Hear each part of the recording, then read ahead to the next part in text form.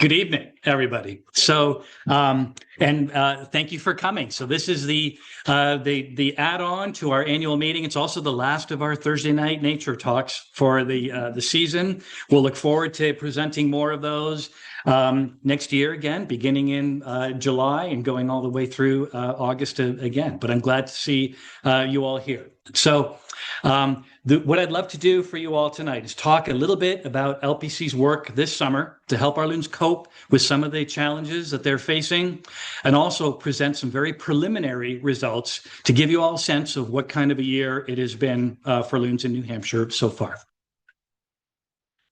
So, to start at the beginning, the Loon Preservation Committee was created in 1975 because people noticed that loons had become less common on our lakes.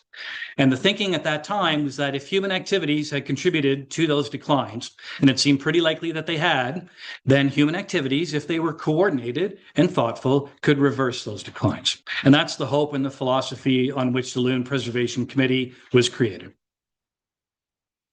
Our mission is to restore and maintain a healthy and viable loon population throughout the state, to monitor the health and the productivity of loons and loon populations as sentinels of environmental quality or the health of our lakes and ponds, and also to promote a greater understanding and a wider appreciation of the larger natural world.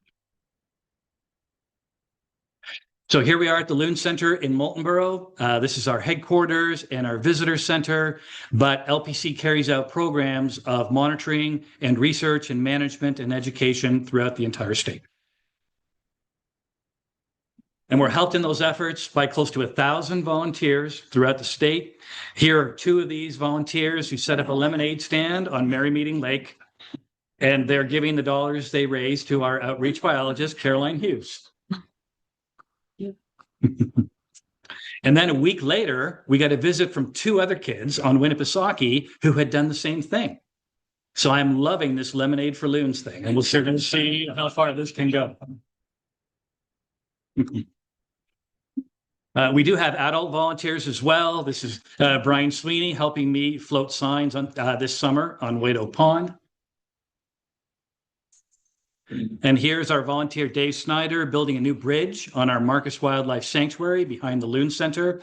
This is to replace one that was washed out this spring during a heavy rain. And we also have a small but dedicated staff. So every year we hire a number of seasonal field biologists to help us carry out our work across the state. And this is our crew for this year. And together, our members and volunteers and our staff do several different things. And the first thing that we do is count loons. And counting these birds gives us our first indication of problems with our loon population. It's also the ultimate measure of our success in trying to keep these birds common in New Hampshire. So we have been monitoring loons throughout the state since 1975. This is Catherine Turnbull, our North Country biologist, who is paddling out to survey Cherry Pond this summer. And what a beautiful northern lake that is. And here's our East Lakes region biologist, Marcus Cosentino. He's looking a little hangry as he surveys Hatch Pond in Eaton from shore. It's a good thing he has his box of goldfish with him. So these surveys go on rain or shine because there are a lot of them to do. Here's our West Lakes region biologist, Caden Payne, on Russell Pond this summer. So this year, LPC volunteers and staff monitored 317 lakes throughout the state. Now, not all of those lakes have loons on them, but all of them have the potential to have loons. So we hope that more of them will have loons in the future. So we deal with that large number of lakes by carving the state up into these monitoring regions. We have a biologist assigned to each one of those monitoring regions. Then we have a biologist assigned to Squam, two biologists now to Winnipesaukee because it's 44,000 acres of water. And we work with the Umbagog National Wildlife Refuge to have one of their biologists help us survey lakes up on the border. So this is a massive effort that takes some coordination. And our senior biologist, John Cooley, makes a great effort to make sure everyone can stay in touch. So here he is stringing up a cell phone antenna so that our Sunapee region biologist, Eli Lamy, could get reception in his cabin at Grafton Pond. And it's one thing to say that our loon populations are increasing or they're decreasing, but we also want to know what are the factors that are contributing to those changes. And so we do research of various kinds. Banding loons is one of those research activities. So here is Eli holding a loon being banded by our Monadnock region biologist, Alice Weiss, on Deering Reservoir this summer. And we band loons because there's still a lot that we don't know about these birds, despite their popularity. So even some pretty basic aspects of loon life history, like how long do loons live? What is their age at first reproduction? What is their reproductive output over their lifetime? Do the chicks come back to the same lake or the same general area on which they were hatched? Where do our New Hampshire loons go in the wintertime? And where are the migratory pathways and stopover points that they use to go back and forth? Until recently, a lot of these things were just unknown. And even today, they're based on very limited data. And so every loon that we put bands on gets a unique combination of bands. In fact, I have some here. Oops. There we go. I got ahead of myself. There we go. Now we're back. Okay. So every loon we ban gets one of these aluminum Fish and Wildlife Service bands. And every one of these bands has a unique serial number on it. So you can think about this as like the social security number of a loon. The problem is, as soon as you're a foot away from these bands, you can't read those little numbers anymore. And that's why we put a number of these plastic color bands on these birds as well. And every loon that we ban gets a unique combination of bands, so that there's only going to be one loon anywhere in New Hampshire, anywhere in North America for that matter, that has, say, a silver over orange on the left leg, and say a blue stripe over red dot on the right leg. And once we see that bird, we can follow that bird over their lifetimes and find out all of these good information, these sorts of information about these birds. And I'll actually hand them out here, see, so you can hold them.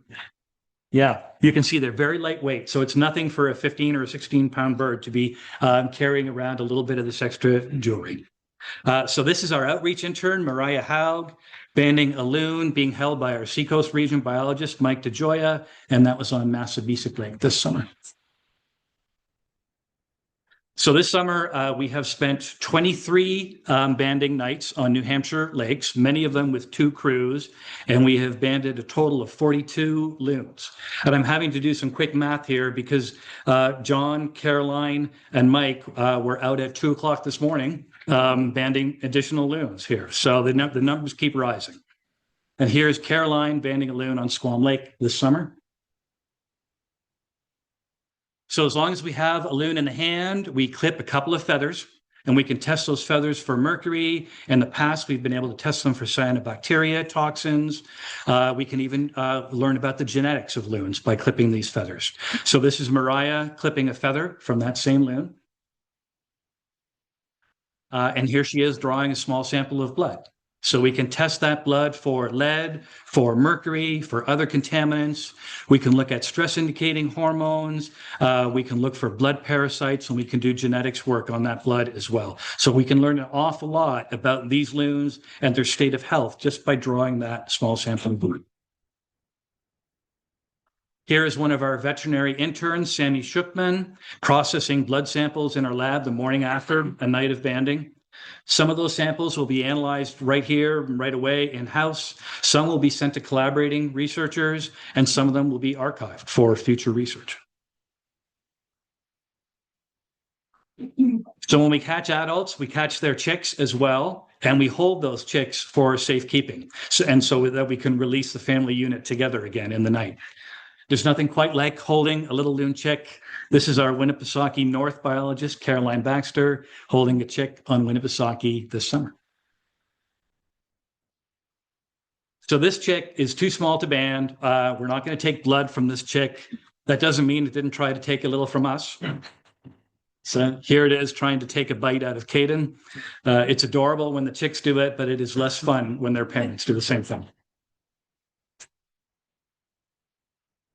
And then we also collect inviable loon eggs from failed nests. So we make absolutely sure that these eggs are not going to hatch before we collect them. You may see that there's a little X mark on the top of a couple of these eggs. So we mark those eggs, then we leave for 24 hours. And if we come back after that time and those eggs have not been turned, they've not been moved, then we know that they're truly abandoned and that the parents have not been incubating them. And that is the point at which we will collect them. So this is Tiffany Grotti, our Squam Lakes biologist, collecting eggs from a very rare 3-egg clutch on Squam Lake this summer. Far less than 1% of loon nests hold 3 eggs. We will test some of those eggs for a wide range of contaminants. Here is Mike taking some measurements of an inviable egg before logging it into LPC's freezer. This is one of 70 eggs that we collected from failed loon nests in 2026. Which is a lot of eggs, but not a record. LPC's testing of failed loon eggs is the most comprehensive testing done on any loon eggs anywhere. We found concerning levels of legacy contaminants like PCBs and DDT in some of these loon eggs, and concerning levels of emerging contaminants like PFAS in others. And in total, 65% of the eggs we tested exceeded lowest observed effects levels for one or more of those contaminants. And a lowest observed effects level is simply the lowest level of one of these contaminants that has been shown to have negative consequences to the health or the survival or the breeding success of other birds. We published the results of that testing in a peer-reviewed journal, Environmental Toxicology and Chemistry. This is just a few weeks ago. We found associations between high levels of legacy contaminants and thinner eggshells and smaller eggs, both of which could have impacts on loon breeding success. Those associations were statewide, and they were most pronounced on Squam Lake. And that is one of the reasons for our continuing work on Squam Lake through our Squam Lake Loon Initiative. We also worked to rescue loons in distress. And last winter it was pretty quiet for ice rescues of loons that had become iced in, although there were a few of those. We've had a number of rescues this summer, though. Here are Caroline and a New Hampshire Fish and Game Conservation Officer approaching a loon found in a field downstream of the Lake Francis Dam in Pittsburgh. And you can see this is the impoundment here. This loon had had quite a journey as it went over the dam, holding back Lake Francis, that you can see there in the background, and then went down the length of this spillway. And its 2 chicks went over with her. So when we got close, we could see that it was the banded female of the pair and that she had one of her chicks with her, right? You can see it right there. But the other was nowhere to be seen. So Catherine and Caroline would not give up. They kept looking, and after half an hour of searching, they found the other chick. And we were able to release mother and chicks back to Lake Francis. Yes.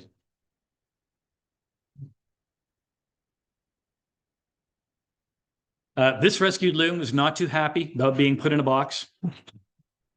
Yeah. It came down by the Home Depot in Littleton, and it was found up against a chain link fence by the parking lot, trying to get through that fence to a little area of water on the other side. So the emergency vet clinic there received it and examined it. And we put it into a more sturdy container, and it was looking bright and feisty. So here is Caden releasing it on Echo Lake. Our rescues have continued throughout the summer. We've rescued 25 loons so far this year.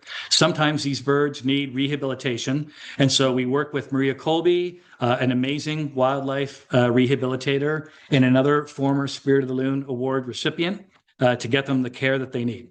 So this is Mike banding a loon being held by Maria before it was released back into the wild. And this loon was rescued from Pillsbury Lake, and it's another loon that went over the dam. And then here's Mike releasing it back to Pillsbury Lake. So these are the good endings that we are always hoping for. So here's a chick that we rescued from Bow Lake. So this is a part of a 2-chick brood when a larger loon chick from the next pair over attached itself to that family. It pushed this little chick out. So we released this bird on Lower Baker Pond, and it was adopted by the pair there who had just lost their nest. Yeah. But that's not the end of this story, because less than a week later, its original mother and sibling back on Bow Lake were found tangled together, attached to each other by fishing line. So kayakers separated them, but the mother escaped with some line still attached. And then two of our great volunteers on Bow Lake, Jeannie Ferguson and Cheryl Mazinski, both former Spirit of the Loon Award recipients, got some of the line off of that mother, but not all of it. And so now the Bow Lake mother was compromised, and those two chicks left on Bow Lake were not being adequately fed, and they were starving. So Caroline went out to rescue those chicks and the mother. Instead, she found the father, who was obviously not well, so she caught him, and it turns out he had ingested lead fishing tackle and had lead poisoning. So here's a picture of the father being treated. You can see the lead sinker right here that was just flushed out of his stomach.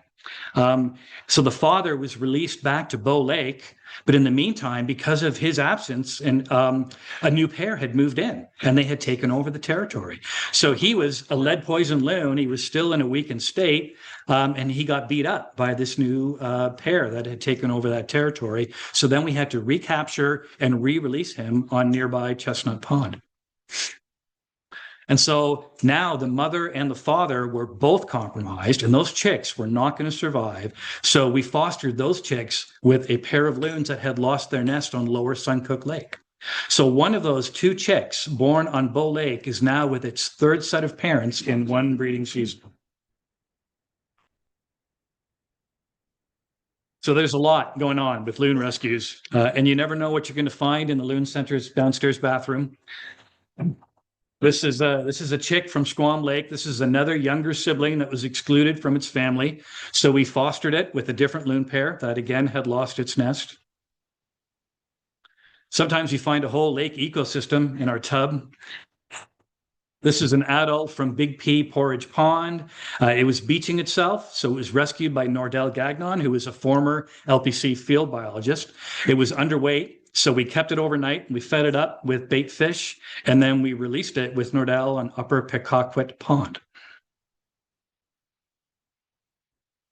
So as happy as we are to release a loon, back to the wild, there are some very sad moments too. And this is Sammy and our other veterinary intern this year, Chris Panetta, doing a necropsy on a loon found dead this summer. And we necropsy these dead loons because if we can find out what is killing individual loons, then we can get some idea of what is affecting loons at a population level. So Sammy and Chris came to us via Mark Pokris, a veterinarian who has been necropsying our loons since the 1980s. And Mark is retired now, but he continues to be such a leader in loon conservation efforts. And every year he has arranged to send us incredible veterinary interns to do this important work. And all the data that they collect on loon health and causes of mortality is entered into a regional database for use by LPC and other conservation organizations. And sadly, they found that lead fishing tackle is still an issue for our loons. So here's a loon from Lake Winnipesaukee collected in July. The lead tackle that killed it is circled in red.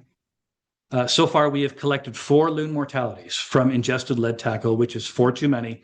And that sadly includes that Bow Lake male that you saw before, who sadly died last weekend. But the good news is that overall, lead deaths are declining. And we take that as evidence that our lead tackle buyback program is working. So this is the 9th year of that program. Last year, we doubled our reward to people willing to give up their lead fishing tackle. So we are now giving $20 vouchers to people who hand in their old tackle at participating tackle shops, and they can use that money to buy loon-safe, non-toxic tackle. And at each of those shops, the person turning in the largest amount of tackle this year is going to get a check for $100 from the Loon Preservation Committee. And the person handing in the second largest amount is going to get a check for $50 from LPC at the end of the year. So we are serious about dealing with this issue for our loon population. And please go to our website at loon.org or to loonsafe.org to learn more about this program and where you can hand in old lead tackle. And so this year we recruited 3 new tackle shops to this program, and we're continuing to take every opportunity to spread the word about this important program for loons. So here's Caroline staffing our display at the Discover Wild New Hampshire Day in April. This is in Concord. And we also enlisted the help of Scouting America. Last year, we had 18 scouts who earned a patch for collecting lead tackle. And this is Moltenborough Troop 142 that got our first award for the troop that together collected the most lead tackle in New Hampshire. We're also working with transfer stations to inform people about this issue and collect lead tackle. So the smallest piece of lead tackle will kill a loon if it ingests it. And so far, we've collected well over 100,000 pieces of lead fishing tackle that are never going to find their way into our lakes or our loons. We also work in other ways to minimize human impacts on loons. So we float nesting rafts to help these loons that have been displaced from their traditional nesting sites because of shoreline development or recreational use of lakes. And these rafts also help loons cope with water level changes because they float. So they go up and down as water level changes happen. So this is Alice picking eggshells up from a raft that produced chicks this year on Spoonwood Pond. We floated 126 rafts this year throughout the state. And some of our rafts, like this one being floated on Squam Lake by Mike and Catherine, have cameras attached to them so that we can record the fate of the nest. You can see the wooden framework, and the camera is right here. Almost all of them have covers and now UV reflecting fabric to help protect our nesting loons from eagles and from rising temperatures. So rafts are not a panacea for loons, and they can't help with every issue facing our nesting loons, but we've had good success with our rafts. And so we've had a record number of rafts used this year, and we had a record number of chicks hatched from rafts this year as well. So here are Sammy and a staff member who I could not identify collecting eggshell fragments from a successful raft nest on Winnipesaukee. So we had 97 chicks hatched in total from rafts, which is more than 40% of all of the chicks hatched in the state. And this is one of the 2 chicks hatched from the Kanesauqua Lake raft this year. And every year we float protective signs and sometimes rope lines around these nesting loons to give them the space that they need to incubate their eggs and hatch those chicks successfully. This is Deb Marnick and a Chicorowa Lake Conservancy board member floating signs on Chicorowa Lake. This year, our nesting pairs protected by those measures hatched 112 chicks, which is almost half of all of the chicks hatched throughout the state. This is Marcus retrieving one of those signs on Silver Lake. This signing and roping can be hazardous duty. Here is Mariah retrieving her phone. So it dropped into the lake while she was tying a rope line to a tree by the shore on Winnipesaukee. And once chicks are hatched, we often float these caution loon chick signs to make boaters aware that there are loons in the area and slow those boats down a little bit. Here's one of those signs floating on the McGalloway River. So this sign is less than a mile away from the oldest New Hampshire loon, who was banded in 1993 in Sweats Meadow of Lake Embagog. She returned to Embagog again this year, which means that she is at least, and she was banded as an adult, which means she is at least 36 years old and probably 38 years old, or maybe even older. So many lakes receive a number of these different management boosts to try and increase productivity. So for example, we work with dam owners to maintain stable water levels during critical loon nesting periods. And overall, close to 3 out of every 4 chicks hatched throughout the state this year benefited from some type of LPC management this summer. And we're confident that every loon benefited from our educational efforts. So those included our educational signs, like this one, posted at access points of lakes. We gave in-person talks about loons and their challenges and our work to help them at lake associations and other venues, including here at the Loon Center. So here's Mariah right here at the Loon Center earlier this summer. So far this year, we've given over 100 exhibits and presentations throughout the state. Here is Mike talking about loons at the Sunset Lake Association annual meeting. We continued our partnership with Squam Lake's Natural Science Center to have Tiffany give educational loon cruises on Squam. Tiffany and LPC were able to continue our work to understand and reverse the declines of loons on Squam Lake, thanks to the generous support of donors to our Squam Lake Loon Initiative. We have continued to expand and upgrade the Loon Preservation Committee website as well. We have a lot of information there on loon natural history, including a whole section on loon behavior and different calls of the loons. So you have clips of those different calls and an explanation of what these loons are saying to each other as they call in the night. And we have information about our work as well in support of loons. So please do check us out if you haven't already at loon.org. Caroline continues to publish the LPC e-newsletter, and that now goes up to more than 7,500 people. Our Instagram account has over 2,500 followers. Our YouTube channel now has over 10,000 subscribers. And as of this morning, our Facebook page now has over 32,000 followers. So Loon Preservation Committee super volunteer Bill Gassman worked incredibly hard to set up and run 2 LPC loon cams this summer and broadcast a nesting pair of loons to the world. The loon cams had over 138,000 views, even though only one of them captured a nesting pair. The other pair very ungratefully chose not to nest on the raft that we had floated there for it, and instead went to this natural area, which was very well hidden. So we could not capture them on camera. But that one pair, that we did capture took us on quite a ride this summer. So the first egg that was laid was crushed under a romp of otters who were being playful and climbing on top of the avian predation guard of our nest. So these rafts, they're well constructed and they're made of very, very sturdy materials, but we really didn't plan on having a whole family of otters climb up on them. Yeah. So then a second egg was laid, but that egg was abandoned because of black flies. And loons sadly have a species of black fly all to themselves because these black flies time their hatch to coincide when loons are incubating eggs on their nest, and they're unable to, flee or get away from these black flies. So having lost that first clutch, the female laid a third egg. That was taken within hours of laying by a mink. And here he is caught red-handed, making off with the egg. And then that female laid a fourth and a fifth egg. And the fourth egg hatched a chick. Sadly, it did not thrive, and it died within hours of hatching.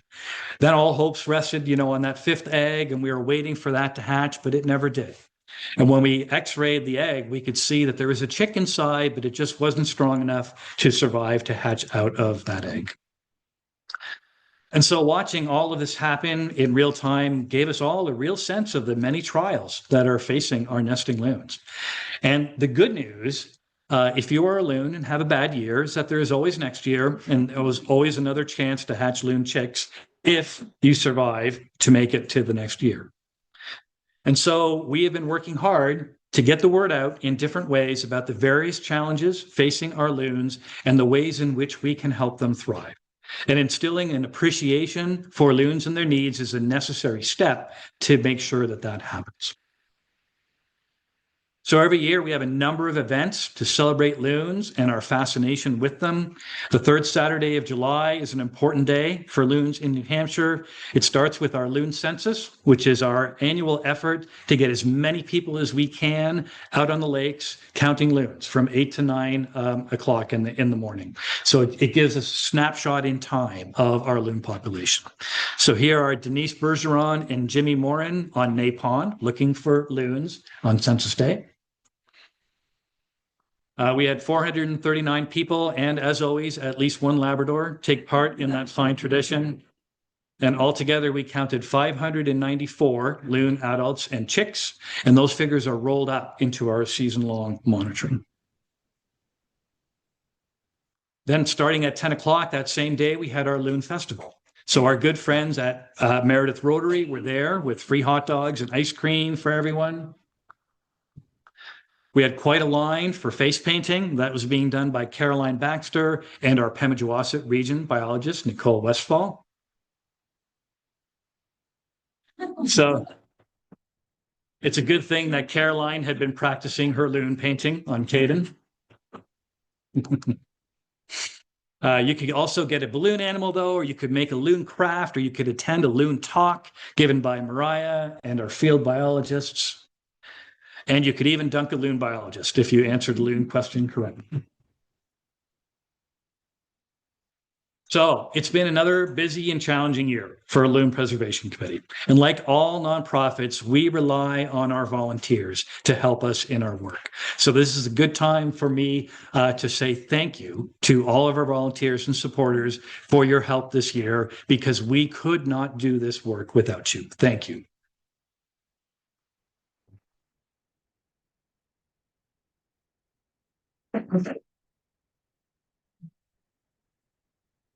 And soon enough, it was time to pull our rafts and signs off the water again to wait for another spring and another loon breeding season. And then it was time to take all of that data that we had collected over the course of the summer and enter it into LPC's database. So this is not exciting work. I think I caught Eli in a yawn there on the right-hand side of that picture, but it is important. And our database includes data going back to 1975. So this year we entered a 52nd year of data on loons and our work to help them. And that added to what was already the longest running and the most comprehensive database on any loon population anywhere in the world.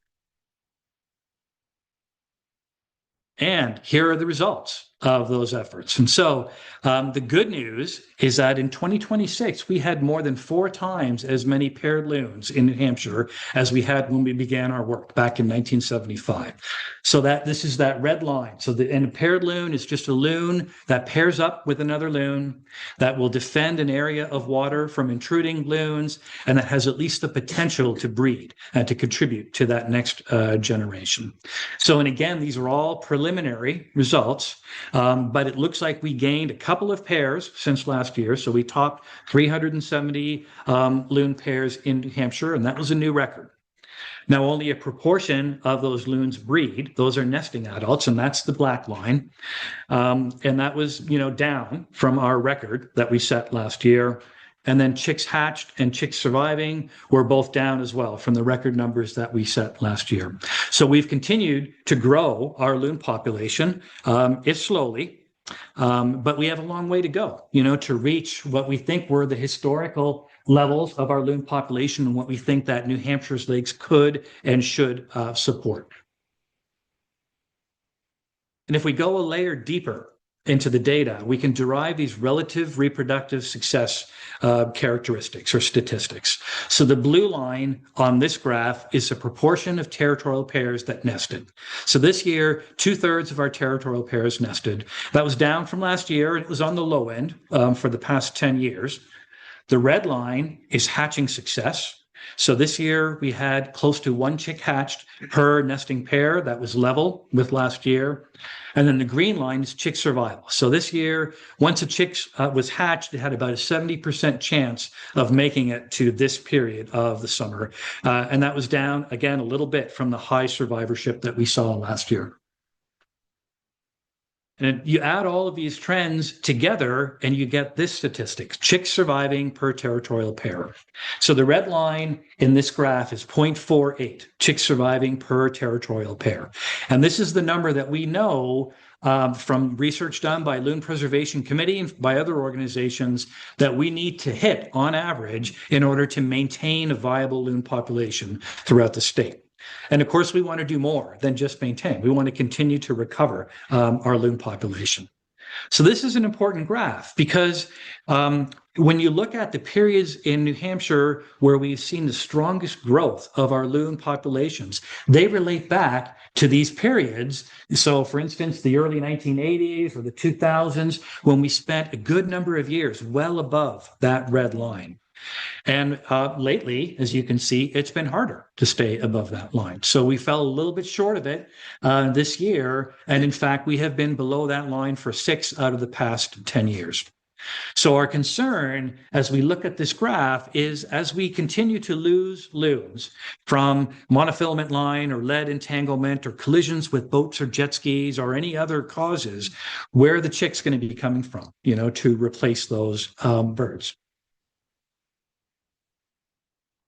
So this year, just over half, 52% of our nests were successful.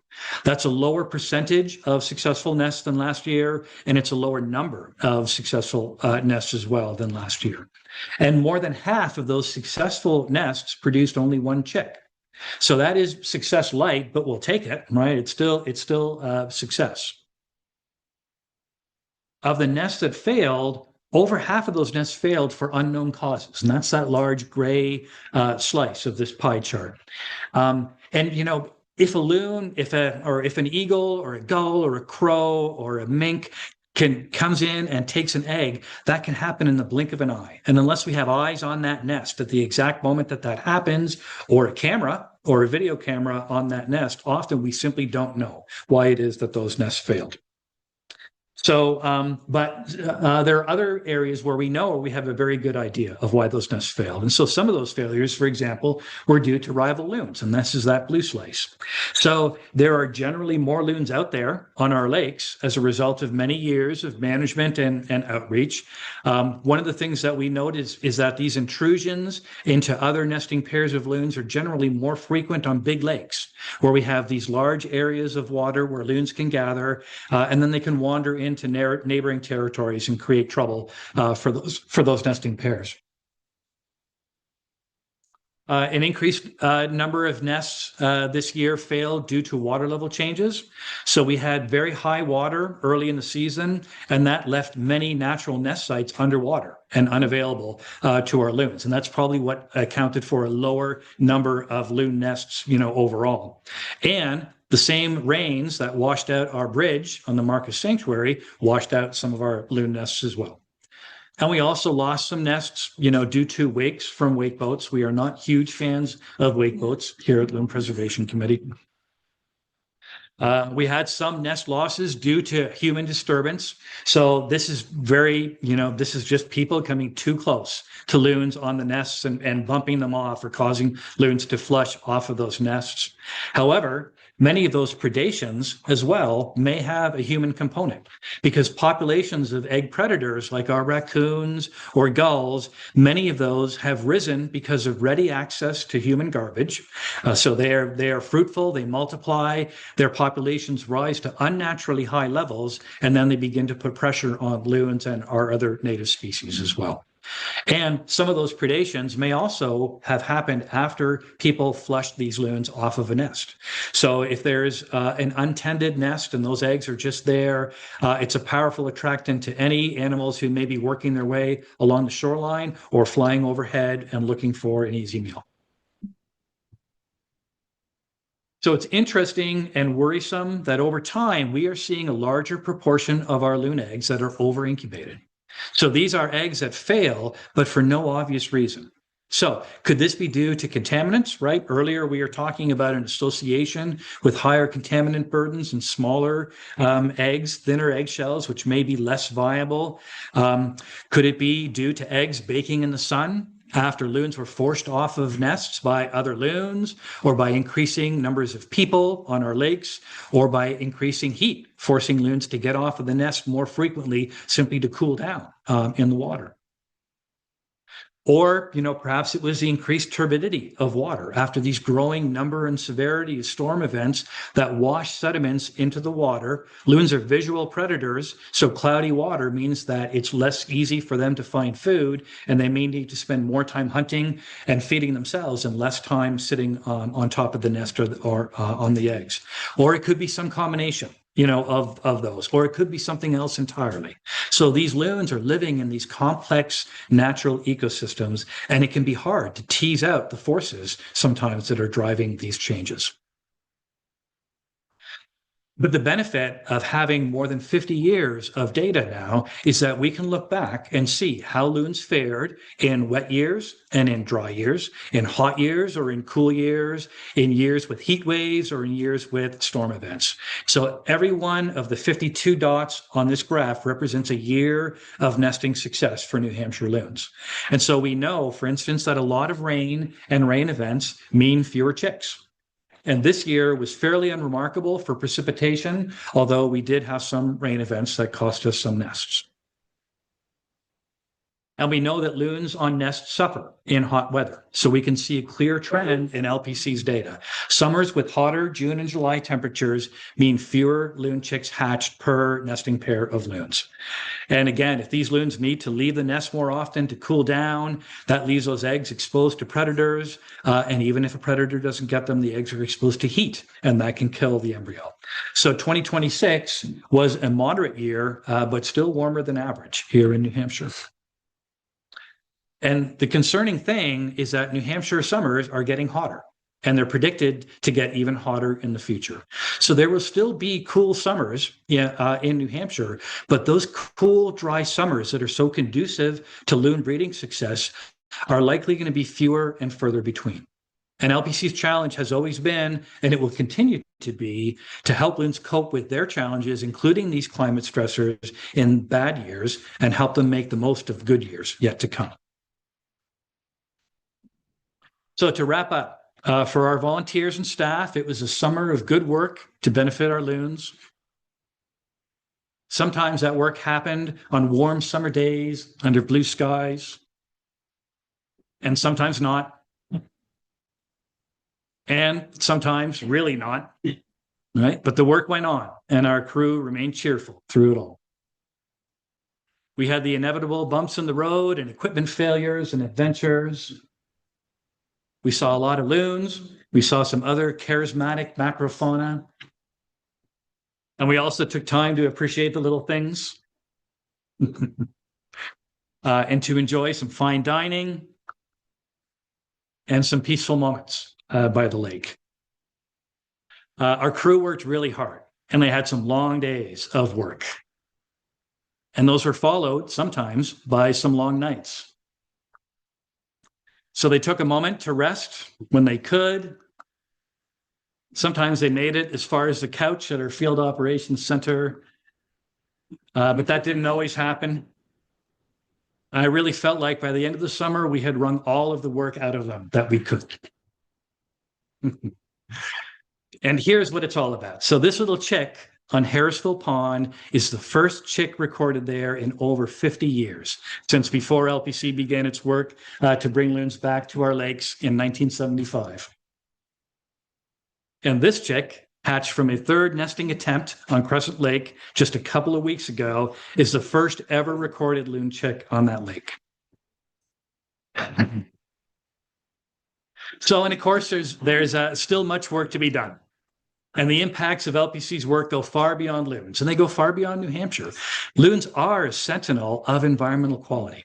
They're an indicator of the health of our aquatic ecosystems. So they're scientifically important, and they have this wide public appeal. And that's why they found themselves to be a focal point of so many of these environmental issues. And that means that if we can save loons, then we can save a lot of other species that depend on the same clean water and quiet places.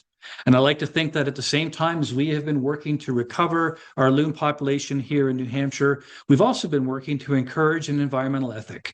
And ultimately, that's going to benefit not just loons, but also other wildlife and even the people and the economy of New Hampshire.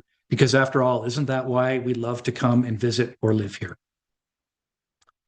So our hope is that the end result of all of our efforts will be a bright future for loons in New Hampshire, and I prefer to think of this as a sunrise photo. So that is the end of my presentation, but I would love to answer any questions that folks have about loons or our work to help. All right.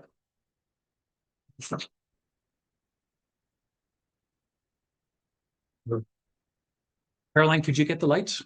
Great. All right. Does anybody have any questions? Yes. Excellent presentation. Thank you. On Winnipesaukee, seeing loons more and more, Great. open them and listen to the sound. I can hear the sound in my bedroom some morning. Yeah. What about coordination with our neighbors to the east in Maine? I know we migrate to the ocean. Yeah.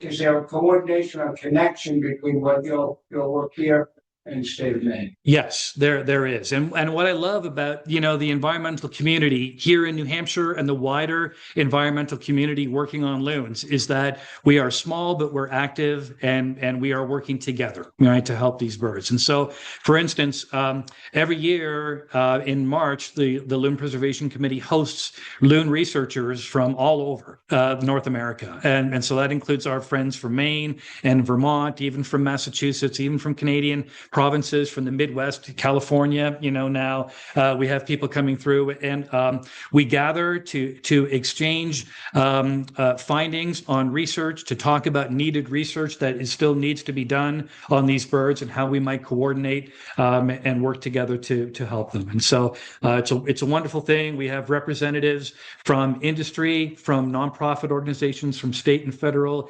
agencies. It's a whole 2 days of rooms full of Loon Preservation Committee biologists and conservationists, and we really do work to coordinate our efforts with all of those folks. Yeah. Any other questions? Yes. Where do loons sleep? And do they sleep at night? Yeah. So this is interesting. Unless loons are incubating eggs on a nest, they will fall asleep over the water. So they'll typically go to one of the deeper parts of their territory. And at that point, both of them, will probably fall asleep. And every once in a while, what happens is over the course of the evening, they begin to drift apart from each other. So one or the other will wake up and they will give that whale call that we're so familiar with, right? Which wakes up the other bird, and then they move closer towards each other. So we infer from that behavior that the meaning of the whale call is, here I am, where are you? Come closer. Yeah. So these calls are all on our website, as well at loon.org, and you can hear clips of these calls along with, what we infer the meanings of those calls to be, again, based on watching loons and watching their behavior as they're giving them. Yeah. So once they're in the water, do they not go back on land like also? Yeah. So it's very interesting because one of the things that we have found from banding our loons is that the typical age of first breeding of a loon is 6 or 7 years old. So it takes them a long time, to reach maturity and to begin to reproduce. It's one of the things that really limits our ability to bring back a loon population because it's a painfully slow process. So one of the things that we've learned is if you have loons on your lake, you want to keep them because it's hard to bring them back, if they go. But one of the consequences, though, of being 6 or 7 years old before you first breed is that sometimes these little chicks, once they're born, they will often spend overnight, on the nest, and then they take to the water. Those little feet may not touch land again for 7 years. That's Yeah. So yes. Lead tackle still for sale in New Hampshire? It is the lead tackle of the sort that loons are likely to ingest, which is sinkers and jigs of 1 ounce or less in weight, is illegal for sale in New Hampshire. So the pipeline is removed. Whether legal or illegal, is it actually acquirable in the state? Yeah. A couple of years after we first had outlawed the sale of tackle throughout the state, you could still find once in a while a little mom and pop, shop that was still selling it because they had old tackle that was there. But I have to say that the response of those folks when we would get a report of a volunteer, we would check it out. And we'd nicely tell, the owner of these stores that this is now illegal for sale. And we had a wonderful response to that. Everyone was saying, yep, I understand that. It was my mistake, and they took it off the shelf. And if you try and order, lead tackle from Amazon and have a New Hampshire address, you should get a message there saying, I'm sorry, this is not legal, for sale or use in New Hampshire, so we can't ship it to you. So we've worked really hard to turn off the spigot of new tackle coming into the state. The issue now is that the largest reservoir of tackle that is available potentially to loons is not on the bottom of our lakes, right? Because these these little pieces of lead tackle, they hit those muddy bottoms of the lakes and then they sink into the mud. And it's really a place where it becomes more or less inert and not likely to be ingested by a loon. So the biggest threat to loons now is grandpa's old tackle box in the dusty corner of your garage. And that's exactly why we created the lead tackle buyback program, to give an incentive for those people to do the right thing and bring that tackle in to a participating retailer or to us or to any fish and game, office, to many of our associations, to many of the transfer stations. And we're working to get more of those online, all the time. So we really worked hard, to spread the word amongst any possible folks who are in a position to collect lead tackle and remove as much of it as we can from potential use. Yeah. Yes. Do loons return to the same body of water every year? Yeah. So one of the things that we have found from banding is that if pairs are successful, they're often tending to stay together and to come back to the same, lake or water body. So many of our loons will, on average, come back to that same lake. Sadly, sometimes we'll lose them on the wintering grounds. They can expire on the wintering grounds as well. In that case, the remaining member of the pair will come back to the lake, but they will take a new mate, who will arrive, because nature abhors a vacuum. And so if there's a space there, a loon is going to come in, and attempt to fill it. And sadly, sometimes even if there's not a space, a loon will come in and attempt to wrestle a territory away from one of the resident pair that is there. Sometimes they're successful, sometimes they're not. Sometimes the resident pair can fend off that intruding loon. Sometimes the intruding loon wins and it becomes a member of that new pair. So it will help to form a new pair. So, yeah. If they don't migrate, they migrate separately. Right. Yeah. At least we have no real evidence to suggest that they migrate together, and I've heard it said that, right, the key to a successful marriage is separate winter vacations. Right? So, yeah. Yeah. Yes. Something a little bit on what you were just mentioning about adults competing with adults. Yeah. It looks as though from the carrying capacity graph that you showed that perhaps New Hampshire is approaching, depending on which line you look at, but perhaps New Hampshire is approaching the carrying capacity, which suggests there could be more loon on loon difficulties. Yes. And the problem seems to be more with chick survival and how many chicks survive per pair. Yeah. Do you worry at all about threading the needle of how do we avoid having too many adults and promote survival of the young? Yes. Yeah. So what an interesting question. And these are the sorts of things that we talk about as well at the Northeast Loon Study Working Group when all of our folks come. So there's been a great amount of discussion about that. It's a sad fact, of the nature of loons, that if there are only 2 loons left in New Hampshire, one of them might try to kill the other, right? As far as that goes. And so what we would prefer is if these new birds coming, back or chicks that are coming back to our lakes for the first time to attempt to breed, we would love for them to go to one of these beautiful, pristine lakes that are just begging, right, for a loon. And we have people around who want to see loons, coming back, and often they do. But another strategy to gain a successful territory of your own is to look for a pair of chicks or a pair of loons that have a chick. And if you see that, by definition, that's a good territory and maybe worth fighting, over it. And so some of these loons are going to come in and fight with these established pairs. And that act in itself can pull loons off of nest. It can reduce, chick survivorship. It can reduce hatching success or the success of nests as well. So there may actually be areas in New Hampshire where locally we are kind of almost at that full, carrying capacity point. But then there is also these lakes, right? Every year we get lakes like Crescent Lake, like Harrisville, Pond, that have never had loon chicks, and suddenly they have those chicks. And so loons are poor reproducers and they're poor colonizers, and that makes it difficult, for us to do our job of fully recovering this loon population. But by some estimates, we're barely more than halfway. towards a true recovered population. If your definition of recovery is a return to a former and better, condition for these loons. So there's an awful lot of work, I think, left to do, for these birds to recolonize all of this former habitat that they had that has been vacant for so long. And so our goal is to try and do that. And it's a setback when these loons are fighting over established territories. We would much rather see them find a beautiful lake of their own, right, and move it. We haven't quite figured out how to convince them to do that yet. Right, maybe, right? Sure. Yes, exactly. It may be a way to do it. Yeah, yes. This committee information about specific lakes for this year that, I can bring back to our lake association. Yes, yeah, absolutely. So I'd encourage you to be in touch with John or with Caroline, and we can answer questions about how your lake fared this year, and even going back a few years in history, and from there, hopefully, create a plan to bring these loons back. Good. Yes. We live on Winona, Yeah. fairly small lake. We have a nesting pair.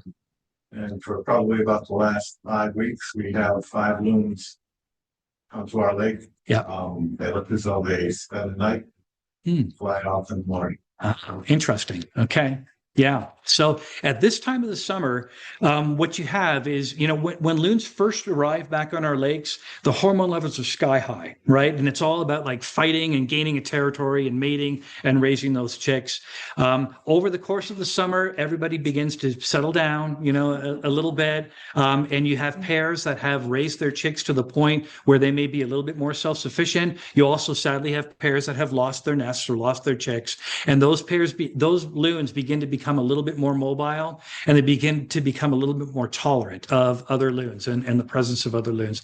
So at this point in the summer, you're beginning to see these groupings, sometimes gatherings of loons. And as the summer wears into fall, in some areas, in some larger lakes, especially like Winnipesaukee or Squam, where you have areas that are not claimed as territories, you can sometimes get 12, 20 loons or more. So it's a great time of year to be able to see a flock of loons. And it's a little jarring to see that because we're used to seeing our 2 loons, together. When you see these larger groupings, it's quite something. Yeah. So, and there's a name for those groupings as well. Vince Spagnolo, a former field biologist, said, it's like a murder of crows, right? Or a romp of otters and things. So he suggested an asylum of loons to characterize that. And it's actually begun to caught on. I've seen it in papers and books as well. Yes. Yeah. Yes. Donated all this land, that raised out. So this could all happen. Absolutely. Yeah, absolutely. So the Loon Center here was built in 1993. It's on 208 acres of land that was donated. That is in the trust of the Marcus Foundation. So the Loon Center, the buildings are here, and we help to maintain the sanctuary as a resource. So we have 1.7 miles of walking trails and a lot of undeveloped shoreline in Winnipesaukee. I believe that it's if not the largest, the second largest tract of undeveloped shoreline that is left on Winnipesaukee, right here out of our backside. Yeah. Hey. Yes, he was. There are stories for sure. Yeah. Len.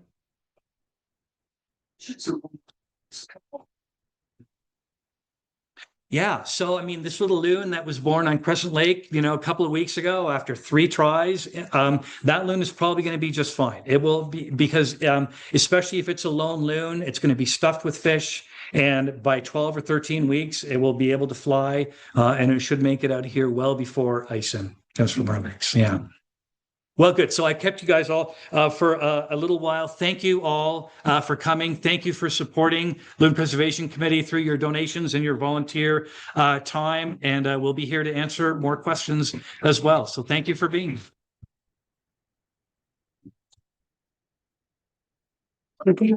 here. You are marvelous.